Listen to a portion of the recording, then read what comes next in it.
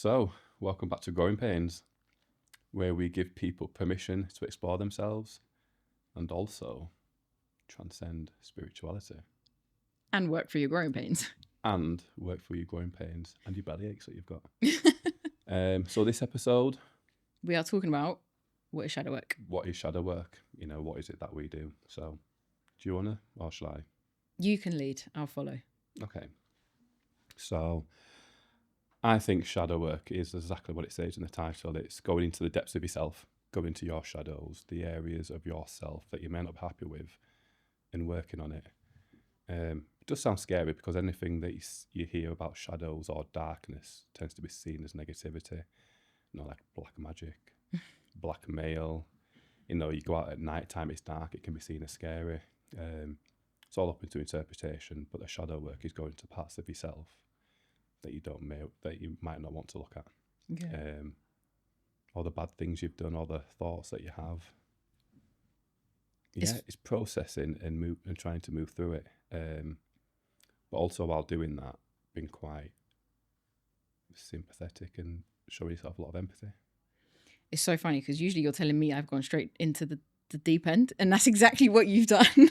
I'm here for it. I'm in the room today. Let's bring it back for the people who don't know what shadow work is, or it's a form of therapy. No, so that is what shadow work is. Yes. So you describe what you think. Okay, it is. so we can go in depth with the discussion. I think we'll get there. Yeah. But to start off with, shadow work is a form of therapy, right? It's the easiest way to describe what it is. For people who don't have a clue or understand even what the words mean, but it's a form of therapy. Yeah, but you don't walk down the high street, see a therapist, it says shadow work on the window. No, and there's a reason for that, which we'll get into. There's a reason why the shadow work is not overly spoken about, and which is why we wanted to bring it to people, because it is the most important work you can ever do. So it's a form of therapy, but it's not therapy in the sense of sit down and talk to your therapist about the same problem over and over for how many years and feel like you need to keep going because it's off your chest, but it's actually not dealt with. So that's the difference between therapy and shadow work. But shadow work itself is a form of therapy in the sense that it helps you get to the deepest traumas, using that word lightly because there's many different definitions to what that is. But getting to the deepest traumas, your belief systems, the patterns and cycles that are in your life that do not serve you. And ultimately, it's helping you see what you can't see. So when you've become so ingrained or so stuck in your patterns and your cycles and you keep playing them out in your relationships and your lack of fulfillment in your, whatever issue you're experiencing in your life, when you get so stuck in that, you can no longer see the root of it or the cause of it. So it's helping you see what is that shadow. That is the shadow. The shadow is the part of you that's stuck in that issue. Mm-hmm. So it's helping you see the shadow, meet the shadow, and then, like you said, process it, face it, see the parts of yourself that you don't want to see, because seeing that means having to face the shit that caused it. That was even more detailed than what I said. Detailed, yeah, but I gave a backstory. Did you? Yeah, I said it's a form of therapy. Okay. Because if you say, and I've had this before with people I know, I'm like, shadow work, and they're like, what even is that? Like, they don't even link it to therapy. Yeah, 100%. Yeah. But it's interesting you say that because at the last MBS, I think I saw two or three. Can't speak today. Who's the one with the throat issue? two or three therapists. Okay. And one of them actually said to me, like, I've got these clients and they don't seem to be getting better. Like, what am I missing? Yeah. And that's when I spoke to her about, obviously, the emotional body. Mm-hmm. It's not just bringing it to the surface, it's able to understand and release those emotions through. So I took her on some Reiki and did a bit of coaching with her. But she went away with like a light bulb moment thinking, she's aware herself that her work isn't enough for her clients that she needs. And it needs to be a bit more. And she was there just exploring. Mm-hmm. Have you had therapy? Yes, I have. I've not. I've done a few forms of it. I've done like CBT, which is cognitive behavioral therapy, which is understanding, kind of adapting your behaviors so that you can cope with situations better. And I've done another one, which I can't remember what kind of therapy it was, but not for very long. But I didn't do it for very long because I realized it wasn't doing anything. Was it the type of what you would imagine? Sit down. Yeah. You're laid down. Tell me your problems. Yeah. I mean, this was online, so it was like sitting up face to face. But it was literally sit down, tell me your problems, and talk about them over and over. And it would be like. So would it be the same problem that for you that kept resurfacing? Yeah. To be fair, at that time I was, and this is why shadow work is the key, because what I was about to say was at that time I wasn't aware of the problem. So I was telling them what I thought the problem was, which is what a lot of people do in therapy. So you was lost in the story. I was lost in the story. I was lost on the surface level of what the problem looked like. So with shadow work, the difference is obviously you go to the root of it. So say, for example, we're having an issue in our relationship. Yeah. I can't communicate with my partner, or my partner's not hearing me, or whatever that looks like. That is the surface level problem. Yes. So many people go into therapy saying that that's the problem. Help me with this. Help me with my relationship. They're doing help this me with and they're doing that. Yeah. And they get stuck on that. And that's where therapy keeps you. Yes. Talking about that over and over. Okay, why don't you try this? Why don't you try that? It's all like strategy, mind based. So how would like a typical session end? So if you went in there like, oh, my partner's not communicating, blah, blah, blah.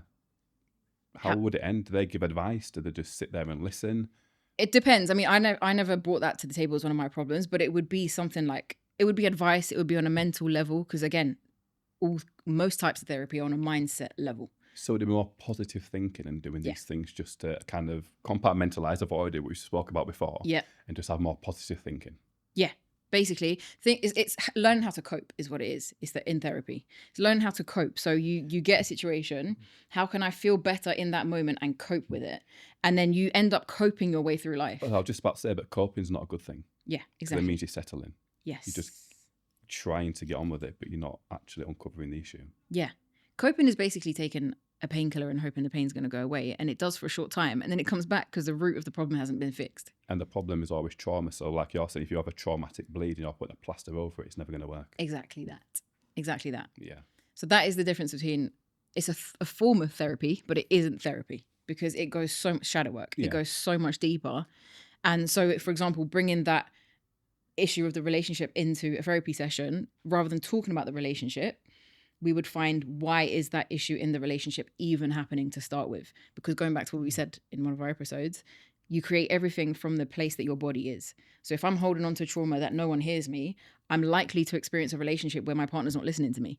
If I'm holding all these traumas, they're going to be repeated. And that is the cycle repetition. Yeah, it reminded me the other day when I was coaching, that literally the same thing played out.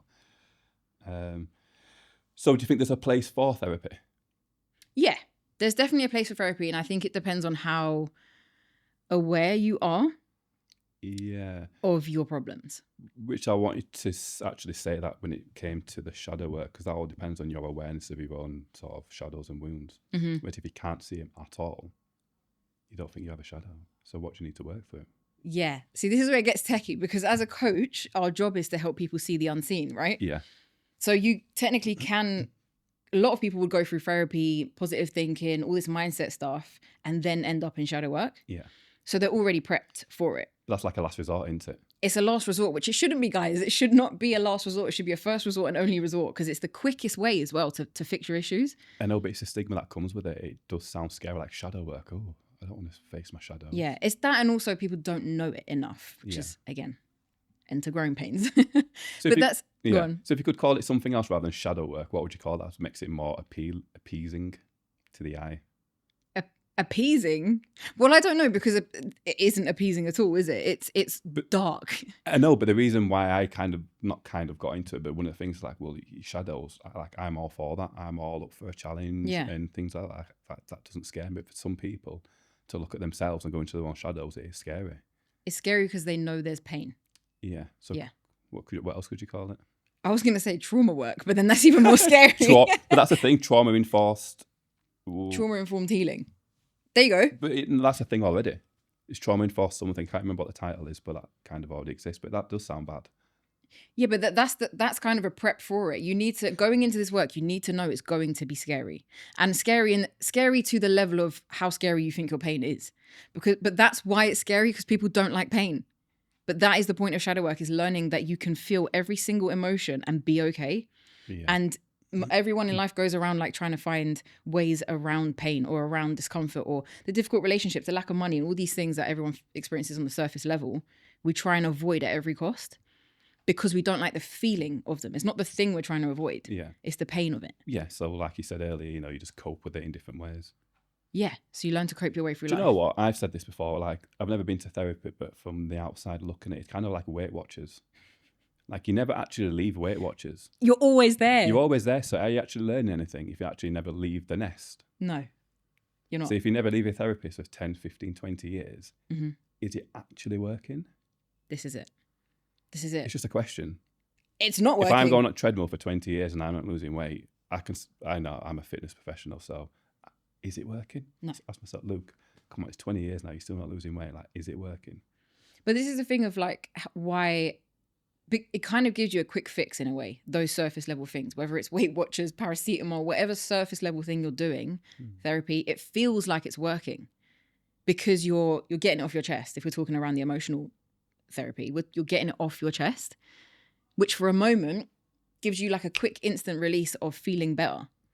But then it comes back and again and again and again. And it's the whack-a-mole thing again. Like it will come up in your relationship or it'll come up in your finances and it will keep repeating until you get to the root of that thing. Like for me, one thing that I think people can relate to a lot is anger. We were talking about how you need to release your anger. No, we don't do Zen here. We do anger. But yeah, the anger is one I think a lot of people can relate to because it's things like in road rage, they'll get angry as fuck in seconds. Or in your relationship, you'll flip out over the tiniest thing. Yeah. That is because, and that's like a very minor example, but it's because there is something in you that has made you so angry and you're not paying attention to it. So your life will be shaped by that anger now. And the frequency of your life is determined by your day-to-day. And if your day-to-day is filled with emotion that you can't cope with, again, it's a small example, but is that the life you want? And that's what shadow work is for, is to change your life. Yeah, because we were speaking about quick fixes before, and I think especially working at MBS, some people did come for that. We were speaking about, not sort of embodying it or having coaching or anything like that and just coming for some Reiki. Yeah, feeling feeling good for 2-3 days. Yeah. And then going back to feeling shit. It's like chasing the dragon, as you can call it, isn't it? Chasing that high, but never actually going to the depths to sustain that high. It's just a quick fix, like picking up a drink, drugs. Yes. The rock and roll lifestyle, isn't it?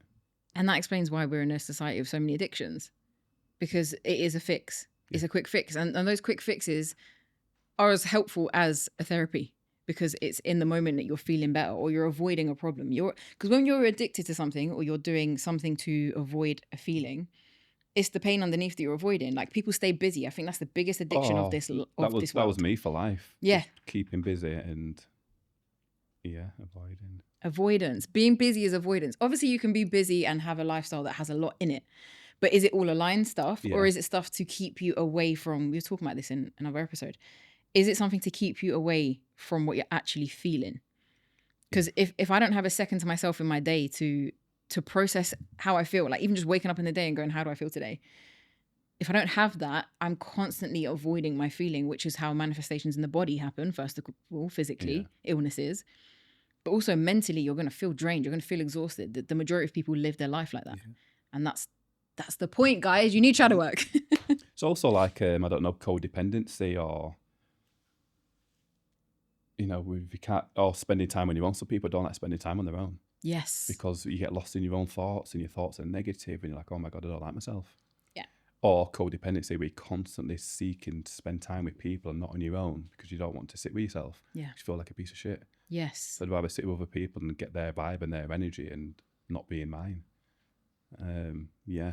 There are other two coping mechanisms out there. Yeah. And the thing of like, because I've got a friend specifically like that who never likes spending time on their own, but that's because obviously consciously, well, the body knows the score, right? So the body knows there's pain. The body knows there's things to release and heal from. The mind is like, let's not go there. So the mind is telling you don't spend time on your own because you know that as soon as you are quiet, you're going to find what's in there. I would say that's the ego saying, oh no. The ego will always tell you to do something that's going to benefit you. But sorry, the ego will always tell you not to do something that's going to benefit you to protect yourself. Yeah. The thing that you think isn't going to benefit you is always the thing that benefits you. The only thing that you share me like, oh, that's stupid, I'm not trying that. It's probably going to help. Yeah. Yeah. And we get that a lot with shadow work. Yeah. We get that a lot because when you talk about things like I'm thinking of people who would be against this kind of work and they're like, I don't need that. My life is fine. My life is this, my life is that. And it's like, the more that's a blocked throat for sure, because the more you dig into that, you're like, are you actually happy? And what level of happiness are you actually looking at? Is it like, I'm settling and I'm okay with that? Yeah. Or do you realize there's more to your life? Like, do you realize that there's actually more available? Well, I've had that when I was coaching before. It's like, oh, why are you here? Oh, just to feel better. Also, you don't feel good at the minute. Oh, no, I feel okay. Why are we here then? So why are you here? Oh, just to feel better. Oh, okay, cool. Why are you lying? Yeah. Why are you lying? But also they're lying because they just can't face it. Yeah. Yeah. Yeah. You've come to this section. You've come to Mind Body Spirit Festival. You found out the shadow coach's tent. You've sat down. You wanted some Reiki, all because you feel good. Yeah. Come on. They just want to enhance how good they feel. Come on. But that's the lies you'll tell yourself. Yeah. You go to hospital and tell yourself that you're okay. Like, why are you in hospital then? Just to keep it going. Just sit with it. Yes. This is like what I've been going through recently that I was talking to you about, like feeling so low energy. But I was convincing myself that it was okay. That's why I said I was disappointed in myself that I didn't catch it sooner. Because obviously doing this work is a lot of energy, is a lot of hearing people's traumas. It's beautiful, but it's heavy as well. Because you're holding the space. You're holding so much space. And so it's important to hold space for yourself. But I'd forgotten that. And so when I was talking to you and you were like, you need to start replenishing your energy, I was obviously telling myself a lie of it's okay. Like, I'm fine. I finished another session. I'm fine. I feel good. We can carry on. But and that's just the ego, isn't it? Like, oh, I'm sick. I don't need this. Yeah. But it's also trying to make myself feel better. Like, in that moment, I couldn't face that I was low energy because I should know better. But then the lies I'm telling myself keep recreating that pattern in my life. That being a small pattern, it can be, again, your relationship over and over. I'm using relationships as an example because I feel like that's the one that people can relate to most. But it can be anything, like lack of money, crappy career, a job that you hate. It can be any challenge. It always roots back to something you've experienced before. Yeah. Yeah, I'm with that. You got lost there for a second. I'm always getting lost. And I find my way and I pull it back. Shadow work. Even today, yesterday, any day, it's like, so what do you actually do? But I think what we've said there gives a pretty good explanation. But it's the biggest thing I need to say is, like, it's not scary, it's just you. Yeah. And if you're scared of yourself and you're avoiding yourself, you've got a long way to go before you die. So how long do you want to keep avoiding yourself for? So straight to the point. But it's true, though, because people say life's too short. I say life's too long to be unhappy. Good perspective. Life's too long to be miserable and sat there and be a victim and just not do anything with yourself. That is it. Yeah, it's a good Imagine waking up on the street tomorrow. Prime example, people in jail. Mm-hmm. You've been there for 10 years. 10 years is a long time. If you want to know what that's like, go sit in a cupboard at home for 10 years. When I went to Afghan, I was there for 7 years, and that was all 7 years, 7 months. And that was a long 7 months. And I thought, if I'm in jail, I'm just sat in a room for 7 months. It's like being in jail. And I could explore, and I felt like I was trapped 7 months. So I thought, when I left Afghan, I thought, I'm never going to complain about no food, being cold, being tired, not having a bed, nothing, because these people out here have fuck all. Yeah. And life's not this bad. Mm-hmm. Life's good. So when I left there, that's why I'm so chilled and so mellow, because I'm like, it can always be worse. Yeah. There's people over there, the kids are 6, 7 years old, growing up with pistols and grenades, and we've got footballs and rugby balls. Like, it's a different place. So I was like, yeah, I'm never gonna moan again. I rate that. What did you say? Life is too long to have. Life is too long to be miserable. Life is too long to be miserable.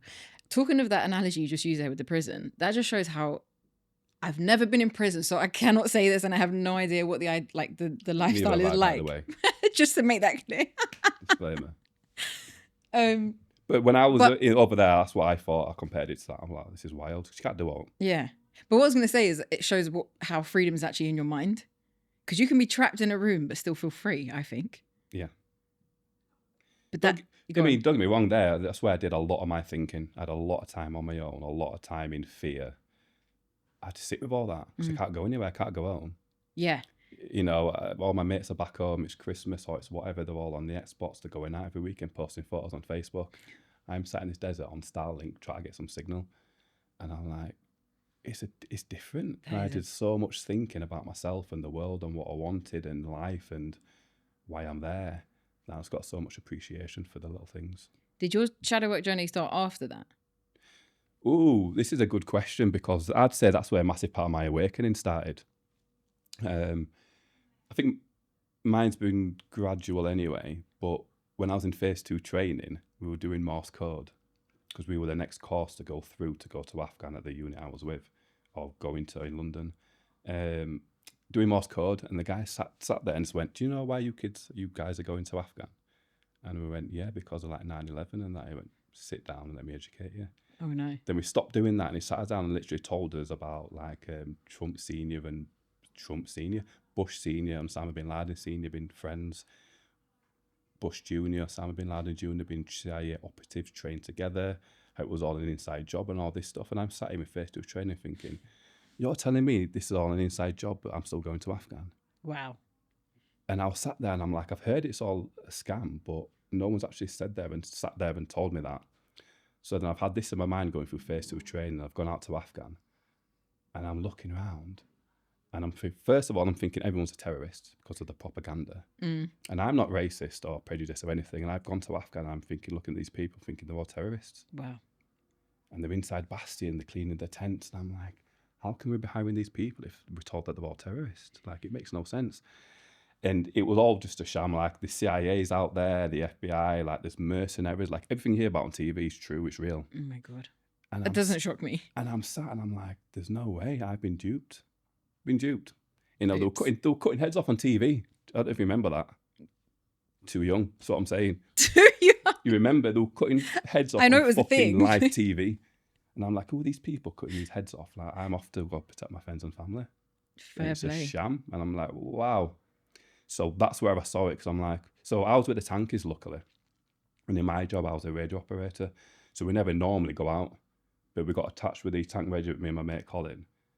So we was out all the time. We'd go out for a few days, come back for a couple of days, go out for a couple of weeks. And our job was to find the Taliban, basically.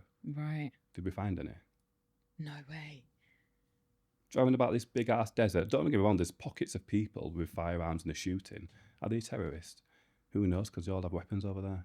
I love that you're sharing this. I said you needed to talk more about this in our friendship, let alone publicly. Yeah. This is a good story. And I'm looking around and I'm like, this is mental. It's like assessing everything while I'm there. Yeah. And then afterwards, I'm like, yeah, it's all bollocks. So that was what made you start like waking up. Because all these conspiracy theories then become true. And it's like, well, everything's a theory until it's proven fact. You know, the Big Bang's a theory, but there's also another theory that God made the world. So which one's true? It's called the Big Bang Theory. It's not a fact. Yeah, it's true. You know, so it's same as the conspiracy theories. And the theory was that it was all terrorist 9/11 and that it's an inside job. And I'm like, this is wild. So that's from crazy. Then I just switched off the TV and I thought, oh, this propaganda's not for me. Did you go through that whole, because most people when they're waking up and looking deeper feel a level of like betrayal, I guess, from the environment. So this is why I was so angry afterwards. And I just didn't care. I was like, do you know what? Fuck this. Fuck life. Fuck the government. Like, fuck everyone. Because it was all a lie. I hear it. And, you know, you've been told that it's not, and then you find out it is. And I'm like, yeah, no, never again. So what did you do, like, with that information? Because this is the point where people can go, like, really left. So I'm a quiet person anyway, so I just went within myself. Okay. And then that's when I guess I started not caring, shutting down even more. You went inward, as in I like... went inward, yeah. Not reflective, inward. Yeah, inward. Because when I came out, I didn't speak to anyone else in the army. Like, I knew no one who was in the military before I joined. Okay. Not one person. And then when I left, there was still not really anyone around me that had went there, so I couldn't speak to anyone. No one could really understand. Because I think a lot of things you have to see and experience and feel to know. Absolutely. So, I think that goes with everything. The only people I can speak to are the people that have obviously been in the armed forces and they weren't around me, so I just went inwards. My ex at the time, her dad was in, our family, half her family was in, but it weren't the same. So what? No, they weren't sat there in that room and we were told that it's all a scam. Yeah. By someone that's been in special forces, throwing out 250 grand in helicopters into farmers' fields to stop them joining the Taliban and stuff like that. So there's all sorts, and I'm sat here and I'm like, the fuck is going on? So why are they still showing this on TV? So I left that room. I rung my mum up and went, Mum. She went, what? And I went and turned the TV off. And she went, why? I went, it's all a lie. Love that. And then from that day, she didn't watch the news. And I went to Afghan, she didn't watch the news.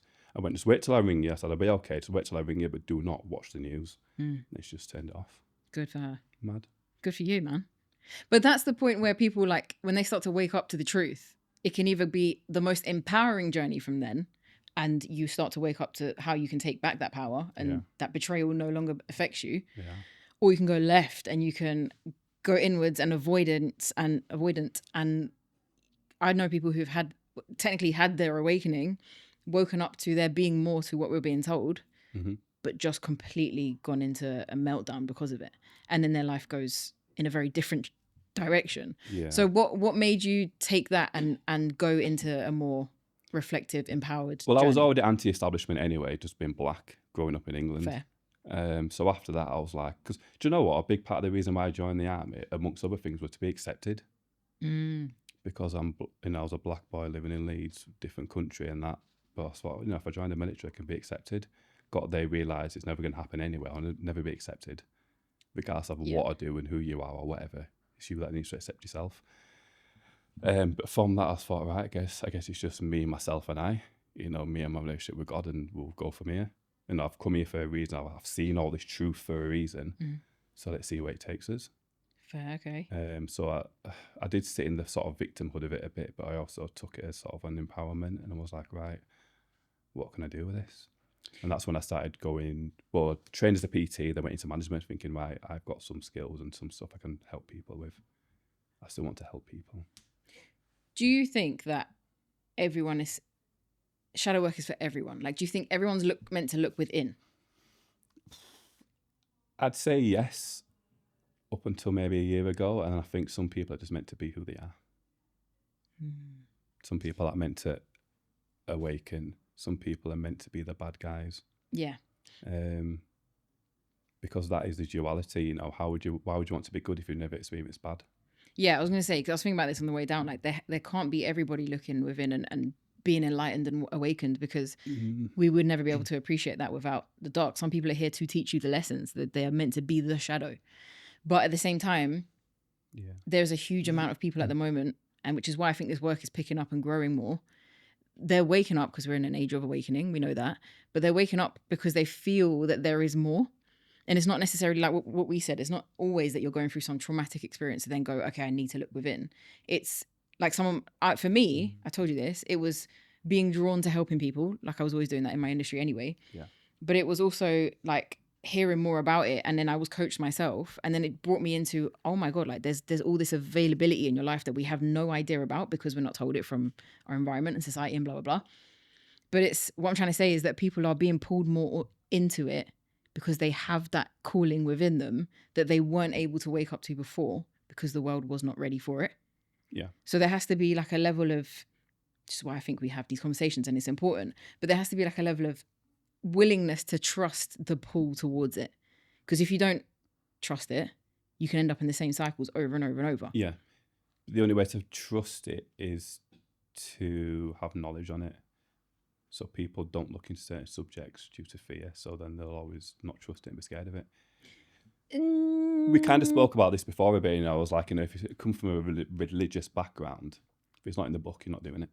There's fear built around it. Yeah, I had the same. Yeah. But then it depends because I didn't know anything about it, but I trusted that there was something in it. So I think certain people, you allowed yourself to be open to it. You had no fear, whereas some people. I had fear. But clearly not, otherwise you wouldn't have done it. No, I had fear. I just did it anyway. So you just had to show some bravery and courage. Yeah, because it actually landed so aligned in my life, the whole shadow work thing, like how it started. It's actually one of my clients who I went to her. I can't even say what I was about to say because if this goes out, I can't say that. But what I was going to say was... No. That's what I was saying to you, like, just say it. I did a client, so obviously in hairdressing, I had her as a client, stop that, and did her hair.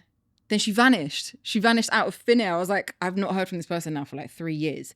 Then she came back into the picture and was like, oh, I've been away. She had like a really big illness and she had a whole thing. She came back. She was like, she was in like a real corporate role at this point. She had like loads of... Go on. Go on. You're starting already. We've done well.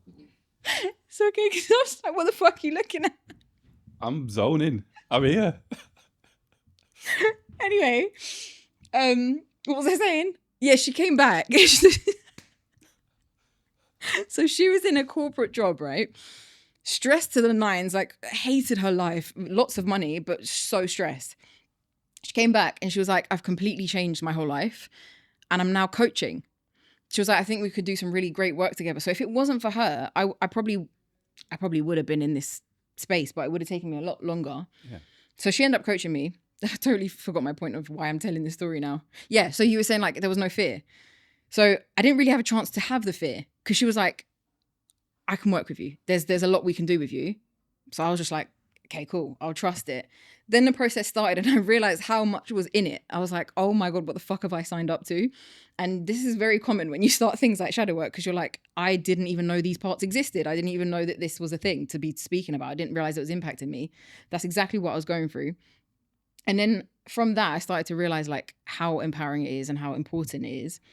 But I didn't have a chance to have the fear. But it's an important thing to know that you need to have the fear and do it anyway. Like if there's a calling in you, and you feel fear, you got to push past the fear.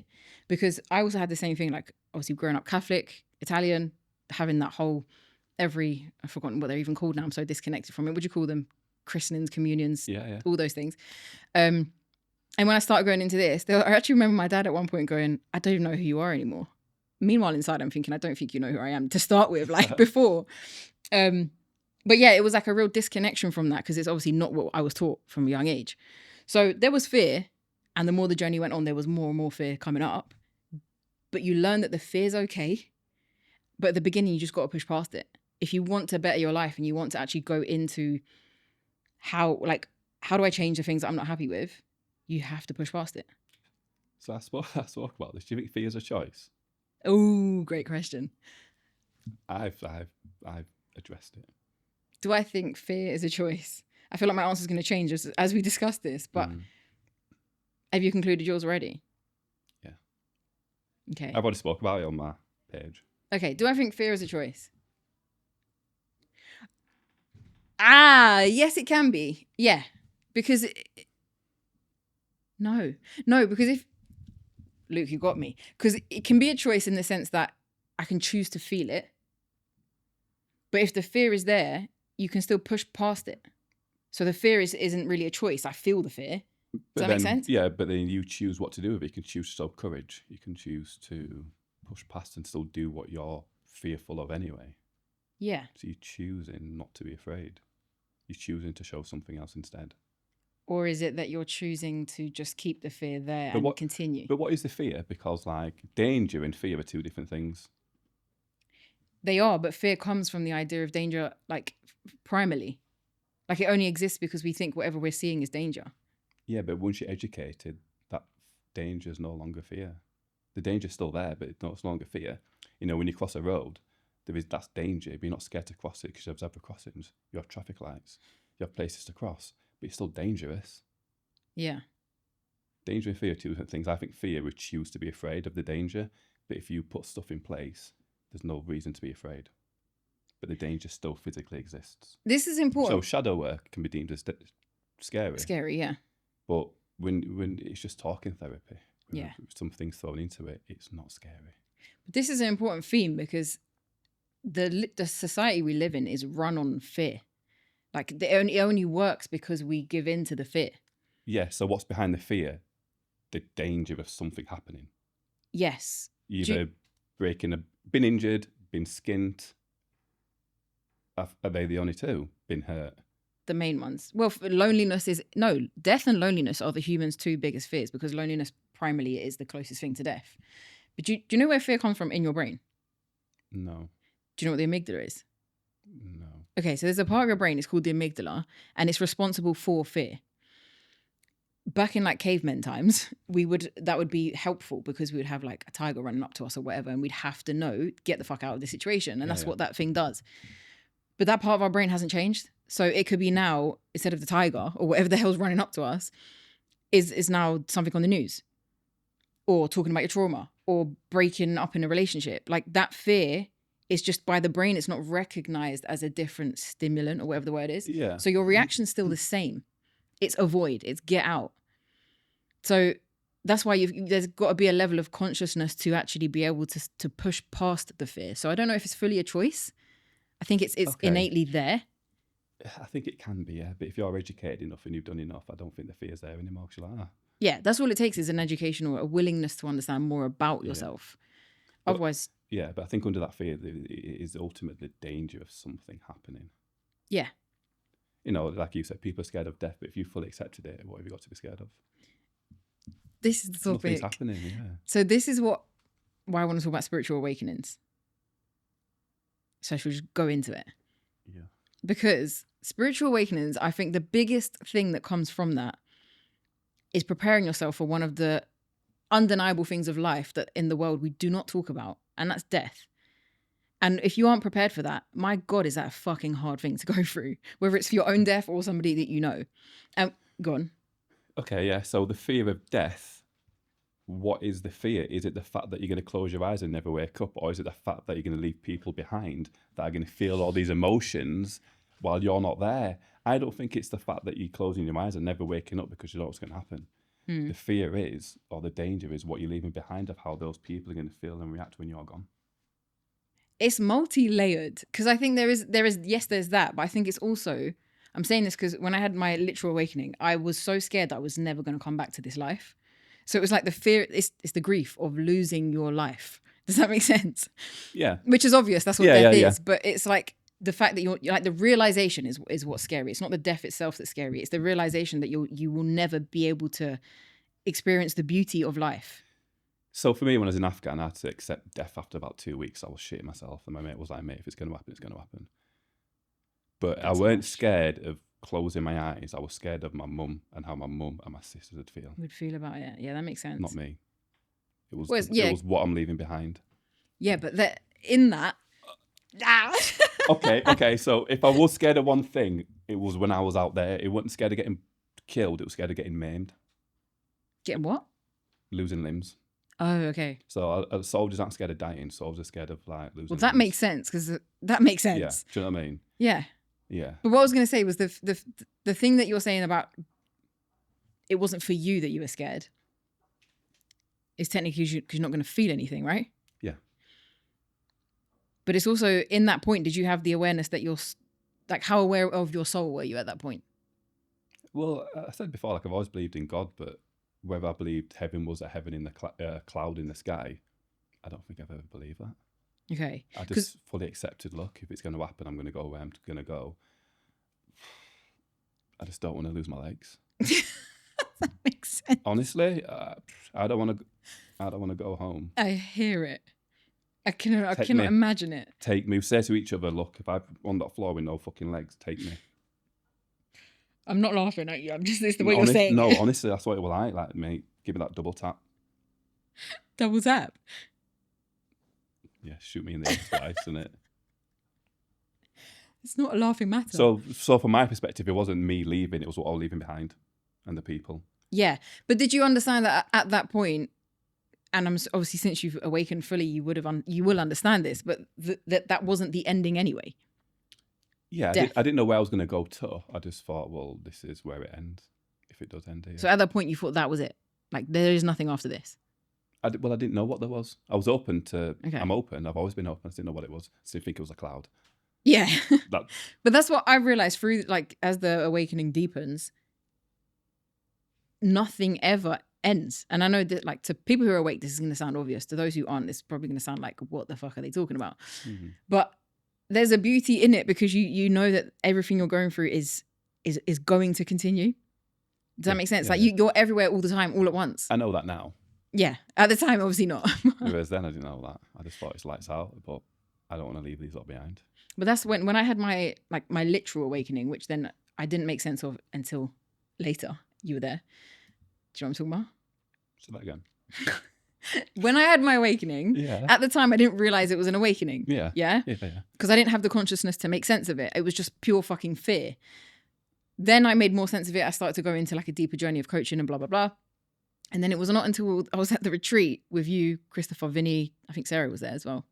Do you remember that moment? I was like, oh my God, like every 2 seconds. Because I was looking at you and I was like, yeah. Yeah.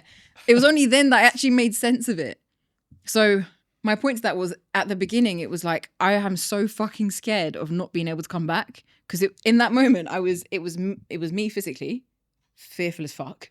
And then me not physically, soul, like, get the fuck up here. Why aren't you coming with me? And I'm like, no, come back. Right, hang on a second. Do you not think that's a different fear?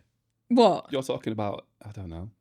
I was fearing that I had left this planet. Yeah, you're talking about an astro spiritual No. fear, not a physical fear. It was my realization that death was possible. That's what I was scared of.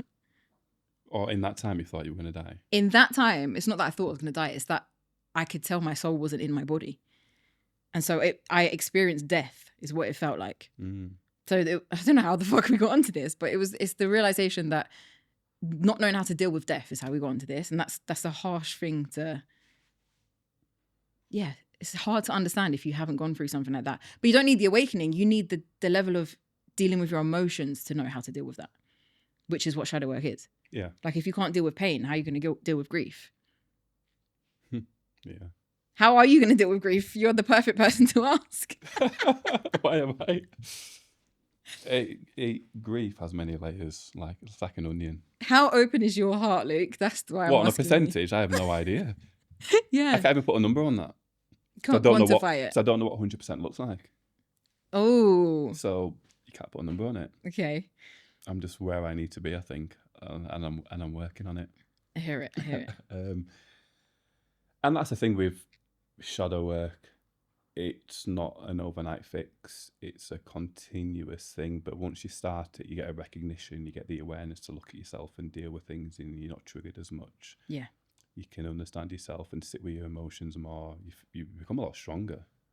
A lot stronger. Stronger, but with softness, because that's the thing in Yeah. life we're taught to be like, you have to be strong. Don't cry. You have to show like all this whatever facade. But there's a strength in being able to feel your emotion. Yeah, absolutely. And yeah, that's whereas the key. I thought before, as a guy as well, avoiding your emotions is seen as a strength. Just get on with it. Especially with the army, it reaffirms that. Yeah. Just get on with it, do this, do that. And by the end of it, you become a numb human being. You're Just like, a how shell. did it even get here? Yeah. Yeah. How did it exactly even get here? So now I know, like, to settle into your emotions, to understand them, that's actually strength. Because there's no areas of your life where you're not in control of. Mm-hmm. Avoidance is the weakness. Yeah. Pulling it all together and understanding yourself is a strength. So I guess I'm wanting to go from strength to strength. Once I learned that, I was like, right, I need to get stronger. So what would you say, before we round this off, what would you say to somebody who's like intrigued of what shadow work is, but is like hesitant? What would you say? What would you leave them with?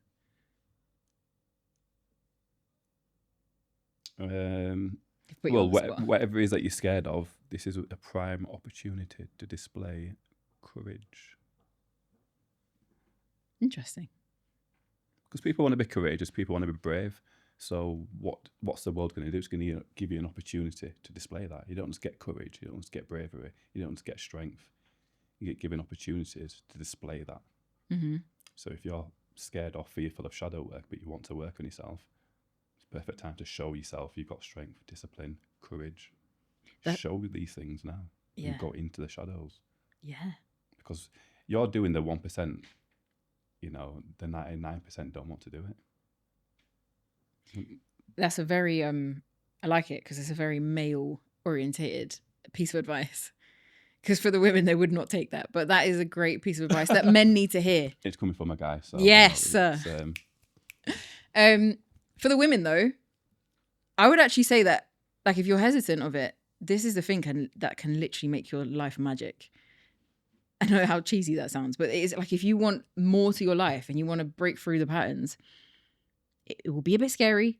It will be a bit, uncertain.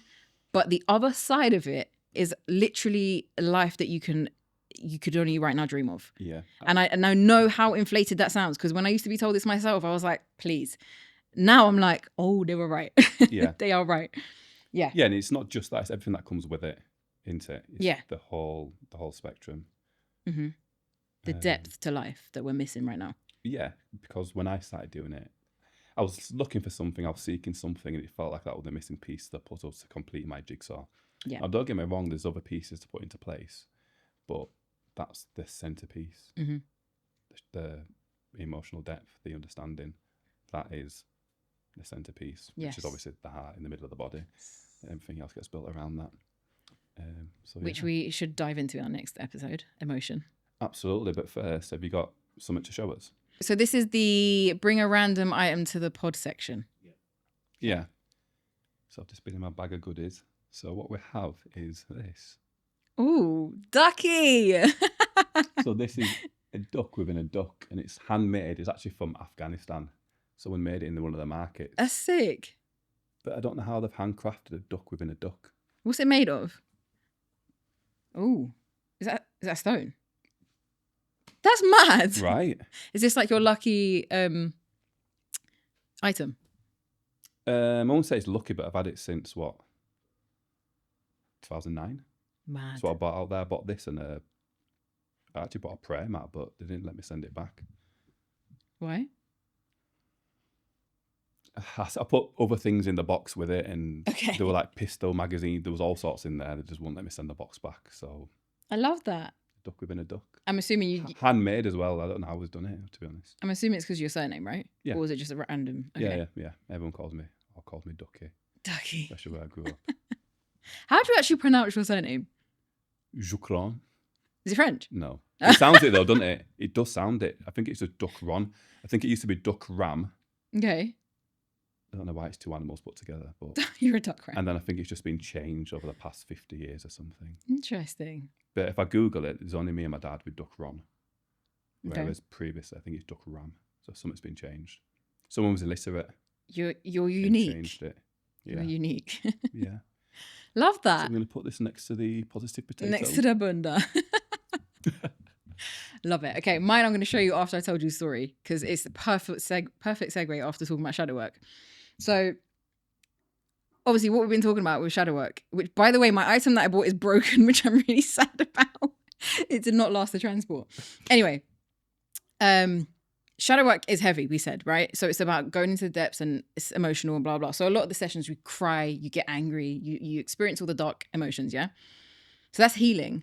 However, healing is equally laughing your arse off. And that's exactly the session I went through that I was telling you about the other day. And basically my client was like, we went through this exercise where I was putting him in front of somebody who he wanted to speak his truth to that he couldn't. And it was his 19-year-old mum. And he was like, I feel sad saying like this to a frail old woman. I was like, it's okay, it's just an imagination, but it's healing, la la. And then he was like, he was going through statements, but they weren't landing as truth for him. So he was like, I hate you. No, that doesn't work. You made me so sad. No, that doesn't work. And he was just going through all these really angry things that just weren't working. Then he ended up telling me this story about how when he fell in love and had this girlfriend, his first ever girlfriend, he went back home and was like to his family, fuck you all. I told you I could get a girlfriend because they were all like, you're never going to get a girlfriend. And he was like, I spent the whole day doing this. Fuck you all. So my item is this, which is broken. Oh, as if you broke it. Could have lit that. We so could have lit that. But yeah, it's the reminder that there can be humour in healing too. Absolutely, there's loads. It's fucking brilliant. And honestly, that's the best session I've ever had. Like, I was crying with laughter. He was like bringing up all these old memories of childhood and was just going, fuck you all to every single memory. He was like, I've never felt so healed in my life. Yeah. So yeah, that's the item for the day. I've observed a few trios and afterwards I've just been like, what the actual fuck? Yeah, there's a lot of that in shadow work. Yeah. But yeah, that nicely ends what is shadow work. Absolutely. Thank you for growing with us. What do we need to remind you guys to like, comment, subscribe. Please leave comments on what you want us to discuss, your growing pains, the challenges you're going through, the things that you need advice on. Otherwise, you're going to listen to us to waffle just about random things all the time. Yeah, about getting our limbs blown off. Oh, don't. That was a fear. I hear it. Yeah. But yeah, Sick. thank you for tuning in. Peace.